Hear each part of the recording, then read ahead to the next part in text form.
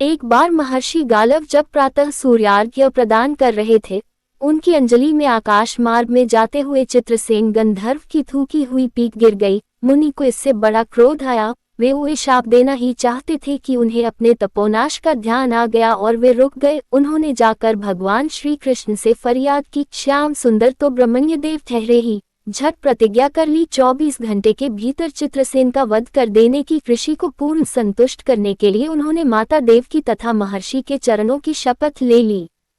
गालव जी अभी लौटे ही थे कि देवर्षि नारद वीणा झनकारते पहुंच गए। भगवान ने उनका स्वागत आतिथ्य किया। शांत होने पर नारद जी ने कहा, प्रभो, आप तो परमानंद कंद कहे जाते हैं, आपके दर्शन से लोग विषाद मुक्त हो जाते हैं, पर पता नहीं क्यों आज आपके मुख कमल पर विषाद की रेखा दिख रही है।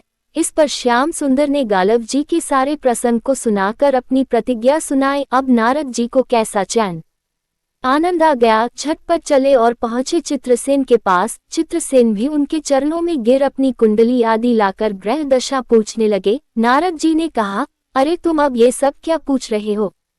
तुम्हारा अंतकाल निकट आ पहुंचा है। अपना कल्याण चाहते हो तो बस कुछ दान पुण्य कर लो। 24 घंटों में श्री कृष्ण ने तुम्हें मार डालने की प्रतिज्ञा कर ली है। अब तो बेचारा गंधर्व घबराया। वह इधर उधर दौड़ने लगा।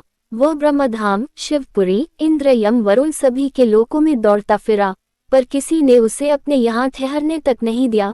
श्री कृष्ण से शत्रुता कौन उधार ले? अब बेचारा गंधर्वराज अपनी रोती पीटती स्त्रियों के साथ नारद जी की ही शरण में आया। नारद जी दयालु तो ठहरे ही, बोले, अच्छा यमुना तट पर चलो। वहां जाकर एक स्थान को दिखाकर कहा, आज आधी रात को यहाँ एक स्त्री आएगी। उस समय तुम ऊंचे स्वर में विलाप करते रहना। वह स्त्री तुम्हें बचा लेगी, पर ध्यान रखना, जब तक वह तुम्हारे कष्ट दूर कर देने की प्रतिज्ञा न कर ले, तब तक तुम अपने कष्ट का कारण भूलकर भी मत बताना।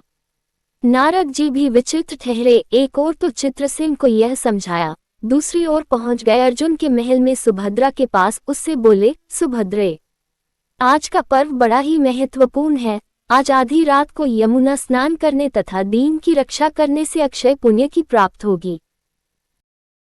आधी रात को सुभद्रा अपनी एक दो सहेलियों के साथ यमुना स्नान को पहुंची। वहां उन्हें रोने की आवाज सुनाई पड़ी। नारद जी ने दीनोद्धार का महात्म्य बतला ही रखा था। सुभद्रा ने सोचा, चलो अक्षय पुण्य लूट ही लूं। वे तुरंत उधर गई तो चित्रसेन रोता मिला। उन्होंने लाख पूछा, पर वह बिना प्रतिज्ञा के बतलाए ही नहीं। अंत में इनके प्रतिज्ञाबद्ध होने पर उसने स्थिति स्पष्ट की। अब तो ये सुनकर सुभद्रा बड़े धर्म संकट और असमंजस में पड़ गई। एक ओर श्री कृष्ण की प्रतिज्ञा, वह भी ब्राह्मण के ही के लिए, दूसरी ओर अपनी प्रतिज्ञा। अंत में शरणागत त्राण का निश्चय करके वे उसे अपने साथ ले गई। घर जाकर उन्होंने सारी परिस्थिति अर्जुन के सामने रखी। अर्जुन का चित्रसेन मित्र भी था। अर्जुन ने सुभद्रा को सांत्वना दी और कहा कि तुम्हारी प्रतिज्ञा पूरी होगी।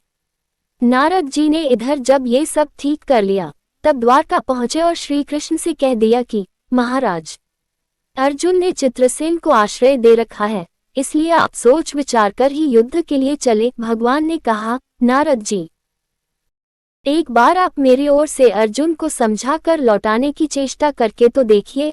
अब देवर्षि पुनः दौड़े हुए द्वारका से इंद्रप्रस्थ पहुंचे। अर्जुन ने सब सुनकर साफ कह दिया, यद्यपि मैं सब प्रकार से श्री कृष्ण की ही शरण हूँ और मेरे पास केवल उन्हीं का बल है, तथापि अब तो उनके दिए हुए उपदेश, शास्त्र, धर्म से कभी विमुख न होने की बात पर ही दृढ़ हूँ। मैं उनके बल पर ही अपनी प्रतिज्ञा की रक्षा करूंगा। प्रतिज्ञा छोड़ने में तो वे ही समर्थ हैं। दौड़कर देवर्षि अब द्वारका आए और ज्यों का त्यों अर्जुन का वृतांत के सुनाया। अब क्या हो? युद्ध की तैयारी हुई। सभी यादव और पांडव रणक्षेत्र में पूरी सेना के साथ उपस्थित हुए। तुमुल युद्ध छिड़ गया। बड़ी घमासान लड़ाई हुई, पर कोई जीत नहीं सका। अंत में श्री कृष्ण ने सुदर्शन चक्र छोड़ा, अर्जुन ने पाशुपतास्त्र छोड़ दिया। प्रलय के लक्षण देखकर अर्जुन ने भगवान शंकर को स्मरण किया। उन्होंने दोनों शस्त्रों को मनाया। फिर वे भक्तवत्सल भगवान श्री कृष्ण के पास पहुंचे और कहने लगे, प्रभो, राम सदा सेवक रुचि राखी। वेद, पुराण, लोक सब राखी। भक्तों की बात के आगे अपनी प्रतिज्ञा को भूल जाना तो आपका सहज स्वभाव है। इसकी तो असंख्य आवृत्ति हुई होंगी। अब तो इस लीला को यही समाप्त कीजिए। बाण समाप्त हो गए। प्रभु युद्ध से विरत हो गए। अर्जुन को गले लगाकर उन्होंने युद्धश्रम से मुक्त किया।